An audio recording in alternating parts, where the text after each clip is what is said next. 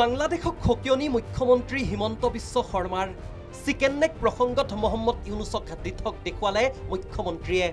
বাংলাদেশৰ আছে দুটাকৈ চিকেন নেক। আমাৰ চিকেন নেক কৰিডৰত আক্ৰমণ কৰিলে আমি বাংলাদেশৰ দুটাকৈ কৰিডৰত আক্ৰমণ কৰিম। ভাৰতীয় সেনাৰ শক্তি অপাৰেশ্যন সিন্দুৰত বিশ্বই দেখিছেই। চীনৰ সহায়ত নিজকে অতিকৈ শক্তিশালী দেশ বুলি ভাবিবলৈ লৈছে বাংলাদেশৰ অন্তৱৰ্তীকালীন চৰকাৰৰ মুখ্য উপদেষ্টা মহম্মদ ইউনুছে। চীনে বাংলাদেশক বিমান ঘাটি পুনৰুজ্জীৱিত কৰাত সহায় কৰিছে।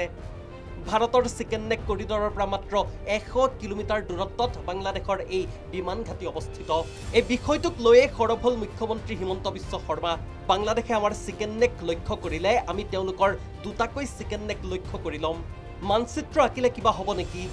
আমি যদি অসমৰ অংশ হিচাপে চিটাগং পৰ্ট দেখুৱাই মানচিত্ৰ আঁকো, বাংলাদেশে আমাৰ চিকেন নেক দখলৰ চেষ্টা চলালে বাংলাদেশৰ দুটাকৈ চিকেন নেক আক্ৰমণ কৰিব।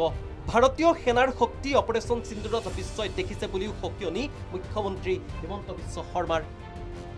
তেওঁলোকৰ দুটা চিকেন নেক আছে, আমাৰ ভাৰতৰ এটা চিকেন নেক আছে আৰু বাংলাদেশৰ দুটা চিকেন নেক আছে।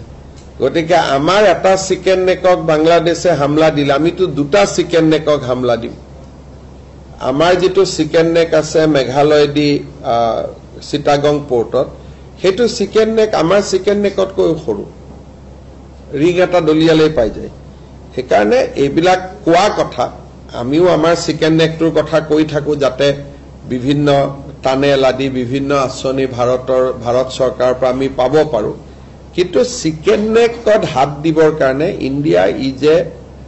ইণ্ডিয়া এখন কিমান শক্তিশালী ৰাষ্ট্ৰ তাতো আপোনালোকে আন্দাজ অপাৰেশ্যন সিন্দুৰতে পাইছে। বাকীটো মই নিউক্লিয়াৰ আদিলৈকে যাবই খোজা নাই। বাংলাদেশে মিনিমাম 14 বাৰমান জনম ল'ব লাগিব যে ভাৰতৰ কিবা হাত দিয়াৰ কাৰণে। গতিকে বাংলাদেশক ইমান গুৰুত্ব দিয়া কথা নাই। ইটছ এ স্মল কাণ্ট্ৰি আৰু ভাৰতৰ লগত তাৰ তুলনা নহয়। News desk report, Prag news digital.